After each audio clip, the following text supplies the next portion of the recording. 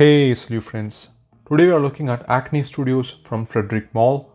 This is a 2024 release and is supposed to be his third designer collaboration fragrance. I did an impressions video on this at the end of March when it was available for sale in France. Though I thought it was intriguing, I chose not to buy it at retail because it is not worth that premium pricing. Since then, I have been testing it from samples and at the boutique. I finally found this bottle, let's say for the price of a higher end designer fragrance, and decided to get it. So here I am to share my detailed thoughts. Meanwhile, if you have not heard the news, just when it was about to launch, Frederic Malle decided to step down from his eponymous brand, which is now owned by Estee Lauder. That was a significant event within the landscape of niche perfumery. We still haven't heard if he is going to take on new projects or actually retiring. I've made a dedicated video talking about his departure, so I won't get into it here, but it is indeed a house that I greatly admire. Now, going back to 2010, when Portrait of a Lady was just released and turned out to be a big success commercially and critically, Malle was working almost in this one-on-one manner with perfumers and had not done any direct collaborations or bespoke since, apart from the occasional special releases for Barney's and whatnot. So he thought it would be an interesting time to invite other people to collaborate for a collection where he would create olfactive portraits of these people who inspire him. All of them have been fashion designers so far. He has not gone to musicians, photographers, film directors or painters. The first one in this series was Dries Van Noten with his eponymous brand in 2013, a designer from Antwerp, Belgium and a friend. It was a fantastic, charming, suave, comforting, pulpy, sandalwood fragrance. The second one was Superstitious for Albert Elbaz in 2017, a Franco-Moroccan designer for L'Envoi Paris. The scent was this big, bold, throwback, aldehydic floral and incense combo, which was also very good. And now the third fragrance is for Acne Studios and their creative director Johnny Johansson from Stockholm, Sweden, which in some ways is also an aldehydic floral, but we'll come back to that. All three created by Bruno Jovanovic, Dominique Hopion and Suzy Lele. Already I felt a bit of disconnect with the naming of this fragrance because Malle names them from how he envisions the actual person. That is why the per or by Frederic Malle in the name.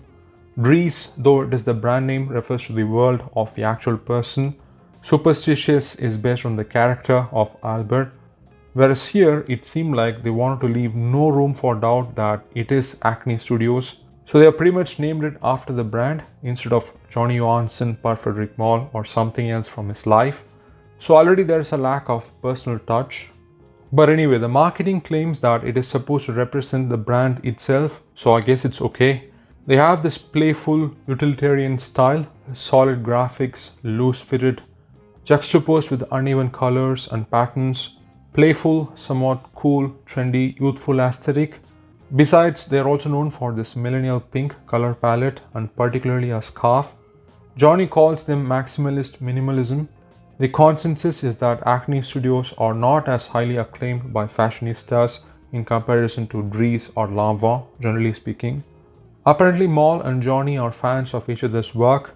Malle's daughters and wife wear Acne Studios. On the other hand, Johnny likes Malle's perfumes and wears Dante Bra by Maurice Roussel. And the story goes that Malle wanted to choose a quote-unquote brand that is relevant today for his next collaboration. Or was it the marketing team that made the suggestion? We don't know. So with the handwritten letter from Malle, the collaboration happened. Then as usual with Frederic, which perfumer is he going to choose has always been a topic of discussion. This time he went with a younger first-time collaborator in Suzy Lele from Simrise, who was mentored by Maurice Roussel and Annick Minardo. It is great that he went with someone new and young instead of going back to Elena or Hopion, but at the same time his brand is about working with the best perfumers and her resume is only Boss Bottle Flankers till now, so I was not sure about that. Then we also heard that it is based on the scent profile of a fabric softener, which was staggering. So I gotta admit, I did not have the same level of excitement for this as I did with, say, Heaven Can Wait, Uncut Gem or The Moon. Still, I like to keep an open mind and not judge fragrances before smelling them. And with Malle being the creative director, I was still looking forward to testing it. I have to say, I have not been this divided right in the middle by a fragrance in a long time. So let's break it down. What's the smell like?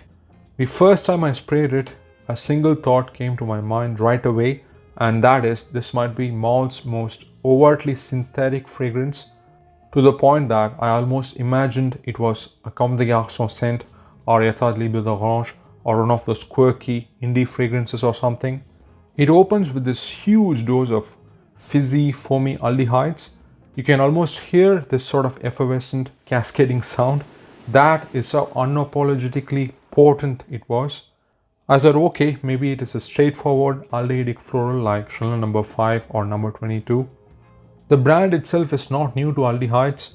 Iris Poudre, Outrageous and Superstitious all add aldehydes.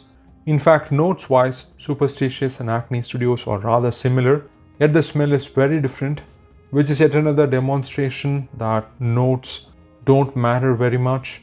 What overtakes the fragrance from then on is this laundry detergent fabric softener accord.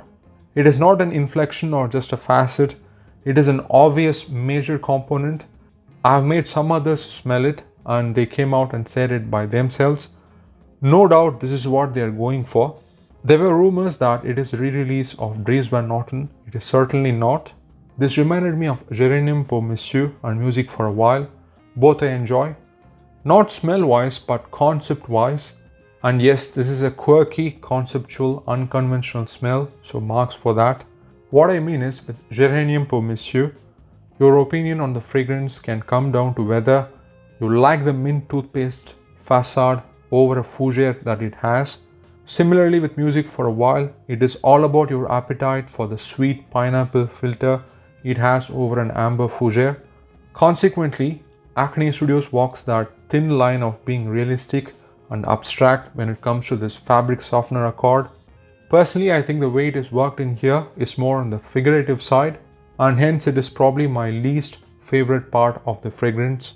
I just think there are other fragrances that have dosed this kind of soapy, starchy accord better as a perfume. It smells like this futuristic, sanitized, augmented world with glass buildings, lots of automation going on, and mobilized metallic objects all over. It even reminded me of my university days where sometimes me and my friends hand wash our clothes so we can put that money toward other important things. I'm not sure I wanted to live that again. But anyway, I think it is also not just because of the overall smell. The general scent profile of the aldehydes, which is then joined by the florals by the way, you can feel this sort of thick, creamy, viscous, emulsified, soapy, liquid-like texture from the smell. They repeatedly refer to the popular pink scarf from the brand. The bottle even has this color of Pantone Nude or Scandi pink at the bottom, which is also on the inner side of the sleeves. Malle even mentioned that the perfumer actually used some raw materials from fabric softeners, which I think is extreme. They have gone overboard with it. Smells too close to the actual thing and honestly cheapens it. In fact, that's why I thought it was the linen spray when I first saw the bottle, as it resembled those two from Malle. I suppose this scent profile would work better as linen spray and in lesser concentration with more breathing space. Instead, wearing it on my skin comes across a bit off for the first 20 to 30 minutes. It is just out and out the smell of fresh, clean, soapy fabric softener. It does have that pink, creamy, pastel theme from the smell. Now as you get into the dry down, the fabric softener accord is a bit less pronounced and becomes somewhat creamy with some powdery touches. The aldehydes are still present. I get these slightly sweet violets coming through, adding to that. The smell also becomes floral, but not in the conventional way. They are more so hints and minor facets of flowers. It is a bouquet of violet, some rose, jasmine and orange blossom. This aldehydic floral part of the fragrance is what I like the most as opposed to the opening. The orange blossom is the more dominant floral I feel, adding to that creamy, soapy, laundry tone.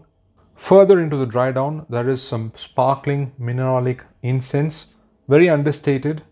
With the aldehydes, it's almost like that sensation that you get when drinking some carbonated water. There is some sweetness as well from the vanilla and this fuzzy, fruity peach odor. Both of them are mentioned as accords here. Then after the late dry down, it is all about the musks. Here it is of course reminiscent of laundry musks, that starchy, clean, steamy, white type. Still this aldehydic, soapy, musky component is the central smell, some metallic undertones too. This nondescript woodiness is present as well. They claim sandalwood, but it is some sort of synthetic, creamy woodiness that you may find in Prada fragrances or She Was an Anomaly from Eldo. Overall, the scent does not change much, just the magnitude of different facets sort of circulate and twirl in and out. That is pretty much how it closes out with that soapy, aldehydic, musky smell. The performance is very good, around 8 hours for me with moderate projection. Though it is fresh and clean, it is dense. I would not wear it in high heat, so more of a neutral weather kind of scent. Comes across casual and leaning young. Not a surprise if you look at the customer base of Acne Studios. Also with it being an aldehydic floral, unisex leaning feminine. Overall, I have a mixed stance on this. First step, it is a comforting, casual, nostalgic smell in one way. On the other hand, it can be overtly synthetic and too close to smelling like a fabric softener, especially in the opening 20 minutes, which is not something I want to smell like. Secondly, you can see some of the Scandinavian themes here on the surface. Neutral colors, decluttered and simple. Like I said, this would have been fine coming from Comme des Garçons or Byredo, but when it is from Frederic Malle, who has made some modern classics, this falls short. In the marketing, they also talk about 1920s paintings, the Scandinavian movement, jazz music, photographs from Jansson's hometown, and films of Godard and Bergman that he watched, etc. And really trying hard to present this as an artistic creation. But I don't see all that. It is unconventional, yes, but nothing super artistic about it. If anything, it reminded me of the movie Her from 2010, set in future Los Angeles, where Joaquin Phoenix forms a relationship with an OS played by Scarlett Johansson. The movie looks soft on the surface, but there is always this unease lurking beneath.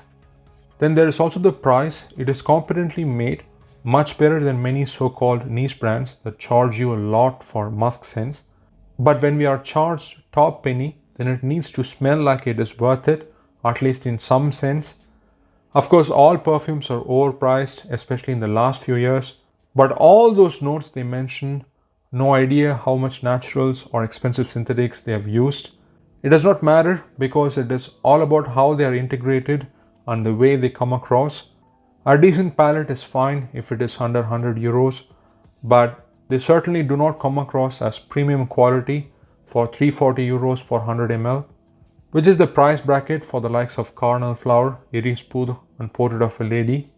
Finally, it would have been totally acceptable as a side project like Sol Goes or Outrageous, or just a cologne or linen spray among hundreds, like I said previously, maybe with CDG.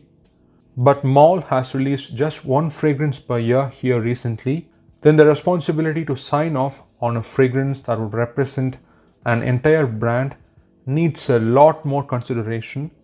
So the expectation is to knock it out of the park, but this is a lukewarm release as far as I'm concerned. The overall reception has also been polarizing. In fact, it might be my least favorite Frederic Malle in recent years.